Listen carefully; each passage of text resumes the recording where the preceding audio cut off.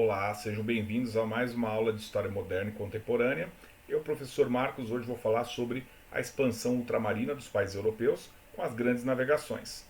Bom, para ter uma ideia inicial, havia no final do século XIV toda uma situação que corroborou para que esses países pudessem realizar essas navegações. Havia uma série de guerras territoriais, a formação dos primeiros estados europeus, e na Península Ibérica uma situação muito relevante. Com o final da expulsão dos últimos árabes do Reino de Granada em 1492, coincidiu também com a entrada de um desses países específicos, que é a Espanha, nas grandes navegações, embora os espanhóis já fizessem navegações e trocas comerciais com outros países. Foi só quando eles terminaram a famosa Guerra da Reconquista que eles puderam se dedicar a isso.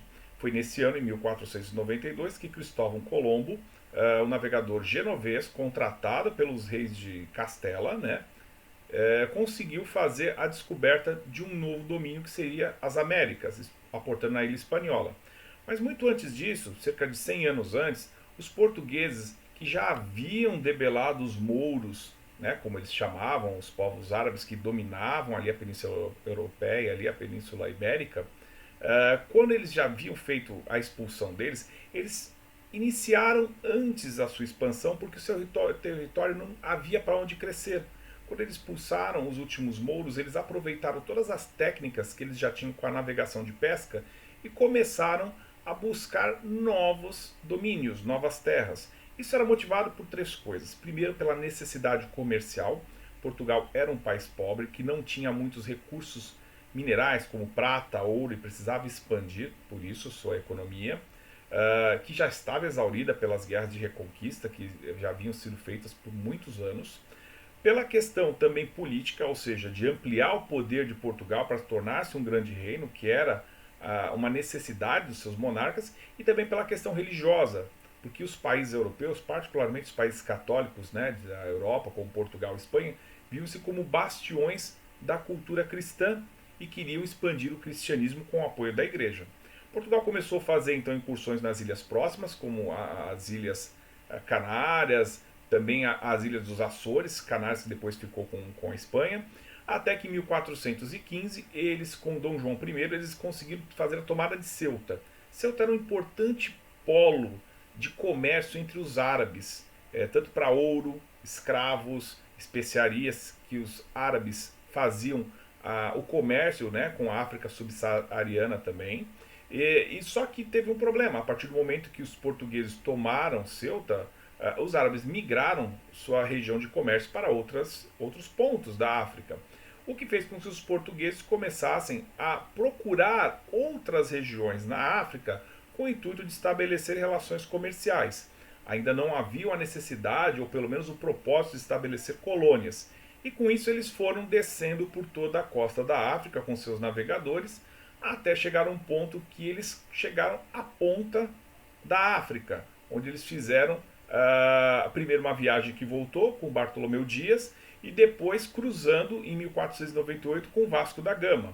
Outras expedições, como a de Pedro Álvares Cabral, que buscava um caminho alternativo às Índias, acabaram descobrindo o Brasil. E temos uma série de outras expedições que deram aos portugueses a oportunidade de chegar até a Ásia, até a China, até o Japão, até a Índia, e com isso estabelecer depois pequenos entrepostos comerciais, que eram basicamente um forte estabelecido pelo governo português, e com isso de estabelecer relações comerciais com esses povos. Com isso, Portugal acabou tendo um grande domínio comercial em toda essa rota que vinha pela África, contornando a África, que eles chamavam de périplo africano, e também alguns pontos na Ásia e Sudeste Asiático. Além disso, todo o Brasil, primeiro pela costa inicial, começando com o descobrimento, expandindo essa área, e depois com o Tratado de Tordesilhas, que foi estabelecido entre Portugal e Espanha, onde eles dividiram o mundo com a anuência da igreja, com o Papa Inocêncio VI, e com isso eles conseguiram obter grandes formas de retirar produtos que eram basicamente o que eles buscavam: ouro, especiarias, principalmente cravo, canela, que eram utilizados para conservar os produtos alimentícios Pense que nessa época não se havia geladeira, não havia refrigerador. E com isso eles buscavam isso, além de drogas medicinais, joias, ou seja, marfim e principalmente escravos. É por isso que a dominação da África, através desses fortes que eram estabelecidos pelos portugueses, acabou causando um amplo domínio do comércio africano de escravos para as Américas, principalmente, onde eles eram levados primeiro para mineração, para exploração agrícola e de toda forma. Também registros de levar escravos negros africanos para a Europa, porém um número menor, muito mais com uma curiosidade. Eles eram realmente uma mão de obra utilizada na América e muitas vezes até mesmo levado para a China e para a Índia, onde também houve também alguns escravos africanos, principalmente da parte de Moçambique e Angola, que eram onde atendiam mais, e de toda a parte, digamos, leste da África para atender as colônias americanas. Com isso, outros países não ficaram contentes. Há de se lembrar que depois do fim da Guerra dos 100 Anos entre Inglaterra e França, essas mesmas potências mundiais viram-se alijadas desses descobrimentos, porque o mundo havia se dividido entre Portugal e Espanha. E como resposta a isso, a Rainha Elizabeth I, que vocês devem conhecer através de um filme muito famoso que já fizeram sobre ela, ordenou que os ingleses utilizassem a pirataria, que seria uma pirataria autorizada, né, pelo governo, né, inglês, como forma de alijar tanto os portugueses quanto os espanhóis. Particularmente mais os espanhóis, porque os portugueses tinham alguns acordos comerciais com a Inglaterra e muito do que era retirado das suas colônias ia para a Inglaterra como forma de aquisição de produtos. Isso se estendeu no decorrer dos próximos séculos, essa dependência portuguesa da Inglaterra, mas a Espanha sempre havia conflitos diretos com os ingleses e daí eles acabaram fazendo desta forma, atacando esses navios e essas colônias como forma de tomar algumas terras. Com isso, os ingleses acabaram se estabelecendo na América do Norte, em algumas ilhas do Caribe, e na América do Sul nós temos um grande exemplo que foi a Guiana Inglesa, que eles estabeleceram, que hoje é a Guiana. Também se estabeleceram pela África e pela Ásia também. Já os franceses, também não satisfeitos, foram até com seus navios às regiões nas Américas, aportaram na região da América do Norte, onde conquistaram a região da Louisiana e do atual Canadá como posse, por isso que hoje eles falam francês, diferentemente do restante dos Estados Unidos, que falam inglês, e também ocuparam ilhas no Caribe, como o Haiti, dividindo a ilha de Hispaniola, né, com a República Dominicana, com a Espanha, e também hoje nós temos a Guiana Francesa. Também fizeram incursões pela África, pelo Sudeste Asiático, só que em matéria de expansão, temos uma expansão um pouco mais interessante do ponto de vista comercial, porque enquanto Inglaterra, França, Portugal e Espanha havia uma ordenação dos governos para essa expansão, na Holanda nós tivemos um pouco diferente, que era através das companhias das Índias Ocidentais e Orientais.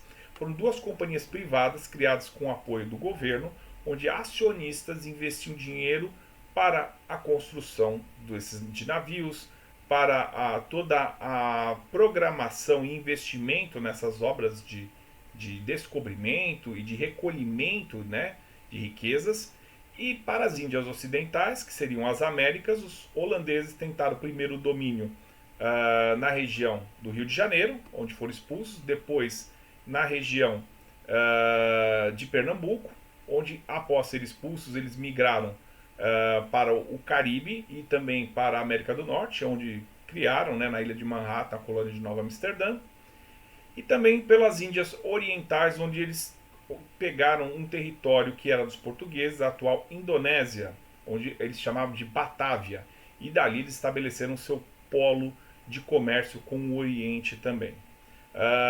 São várias outras colônias, aqui eu estou falando apenas algumas para sintetizar para vocês, e a gente, através do material didático de apoio, a gente vai poder ver muito mais sobre isso, sobre as rotas comerciais, sobre as colônias, mas eu acho que tem um fato também muito interessante que eu gostaria de chamar a atenção. A cidade do Rio de Janeiro, por exemplo, ela foi atacada pelos franceses, foi defendida pela família Sá, né? O Mendes Sá, que foi depois eleito governador, Depois tentou estabelecer uma colônia onde é hoje o Maranhão, foram expulsos pelos portugueses com o apoio de tribos indígenas, e hoje muito dessa união do nosso território, de falarmos português, foi pela ação dos portugueses, que com o auxílio de algumas tribos indígenas conseguiram expulsar. Senão provavelmente hoje teríamos um Brasil dividido, falando parte holandês, parte francês, parte português ou parte mesmo espanhol, se não tivéssemos tudo isso. E muitos alunos perguntam, isso seria bom? Isso seria ruim? Bom, para responder essa pergunta, nós temos um vídeo de apoio que depois eu vou compartilhar para vocês. Mas pense numa coisa, todas as colônias de exploração que tivemos nas Américas, principalmente, que eram países onde não se produziam os mesmos gêneros alimentíssimos ou bens que os europeus tinham lá, ou seja, do Brasil extraiu-se pau-brasil, depois mais para frente tivemos o ciclo da cana-de-açúcar, ou mesmo da mineração, eram países onde eram colônias extrativistas, onde eles vinham, extraíam e mandavam para a metrópole, que era o país europeu.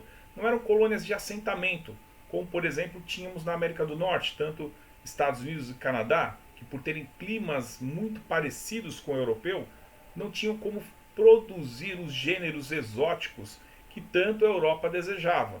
E com isso havia uma diferenciação. Colônias de extrativismo, ou seja, colônias em que você extraía todas as riquezas e mandava para a Europa, sejam elas riquezas minerais, riquezas na forma de árvores, riqueza na forma de trabalho escravo para essas lavouras, de produtos como o açúcar, que era muito caro e valorizado na Europa, e tínhamos as colônias de assentamento, como eram nos países de clima temperado. Então, digo a vocês, muito provavelmente teríamos uma situação muito similar ao que nós temos hoje na Guiana, que teve uma dominação inglesa, ou na Guiana Francesa, que teve a dominação da França, ou no Suriname, tivemos uma dominação dos holandeses. Então acredito que isso não mudaria muito. Eu acho que fica mais no campo das hipóteses, que todos os alunos gostam muito de fazer. Uma coisa que eu gostaria de clamar, que é muito interessante, que gostaria que vocês vissem no segundo vídeo que vou compartilhar, é sobre as modernas técnicas de navegação que permitiram essas incursões marítimas dos europeus. Instrumentos como o astrolábio, mapas e cartas marítimos, e até o uso de navegações criadas tanto por elementos trazidos pelos árabes, trazidos pelos chineses, foram fundamentais para o desenvolvimento dessa navegação. Em particular, a Escola de Sagres, em Portugal, que reuniu toda a tecnologia náutica de ponta da época, ajudaram inclusive na criação de naus e das famosas caravelas, que auxiliaram nessas navegações numa época tão difícil onde você não conhecia o globo.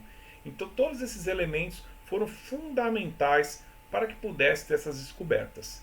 Bom, vou ficando por aqui. Peço que vocês deem uma olhadinha nos vídeos complementares, e na próxima aula nós vamos falar muito da questão da cultura e da herança africana, ou seja, da história que pré-existia na África muito antes da chegada dos europeus, dos reinos que haviam na África, ou seja, de toda a evolução, não somente cultural, mas política e econômica que já existia, e porque as guerras entre os próprios povos africanos acabou influenciando que algumas determinadas civilizações da África se tornassem escravos e viessem a aportar no novo mundo. Muito obrigado e até a próxima aula.